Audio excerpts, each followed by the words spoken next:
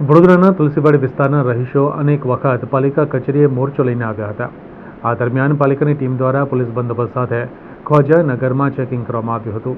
વડોદરા શહેરના તુલસીવાડી વિસ્તારમાં છેલ્લા કેટલાક સમયથી પીવાના પાણીની વિકટ સમસ્યા છે. વિસ્તારના રહીશો દ્વારા અનેક વખત સ્થાનિક કાઉન્સિલરો, વોર્ડ ઓફિસર તેમજ પાલિકાના પદાધિકારીઓ અને અધિકારીઓને પાણીનો પ્રશ્ન હલ કરવા માટે અનેક વખત રજૂઆત કરી છે. તાજેતરમાં પાલિકાની કચેરી ખાતે આવીને માટલા પણ તેમણે ફોડ્યા હતા અને પાણીના પોકારો પણ કર્યા હતા. આમ છતાં પાણીનો પ્રશ્ન હલ થતો ન હતો.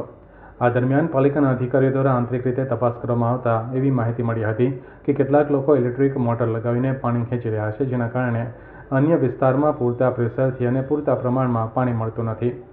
આજે incharge deputy municipal commissioner Suresh તુવરની આગેવાનીમાં પાલિકાના કર્મચારીઓનો સ્ટાફ ચુસ્ત પોલીસ બંદોબસ્ત સાથે તુલસીવાડીમાં ત્રટક્યો હતો અને તુલસીવાડી વિસ્તારમાં આવેલ ખ્વાજાનગર સહિત વિસ્તારના મકાનોમાં ચેકિંગ શરૂ કર્યું હતું, જેમાં પાણી ખેંચવા માટે ગેરકાયદેસર લગાવવામાં આવેલ 59 ઇલેક્ટ્રિક મોટર કબજે કરી હતી.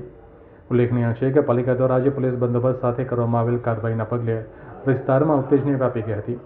લોકોના ટોળે ટોળા એકઠા થઈ ગયા હતા. જોકે પાલિકાની આ કામગીરી દરમિયાન કોઈ અપ્રિય ઘટના બની ન હતી.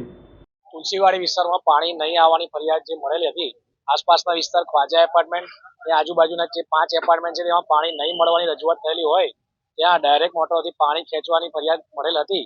ત્યાં આધારે આજરોજ માનનીય મ્યુનિસિપલ કમિશનર સાહેબની સૂચના મુજબ 50 થી 60 જેટલી મોટરો જપ્ત કરવામાં આવેલ છે.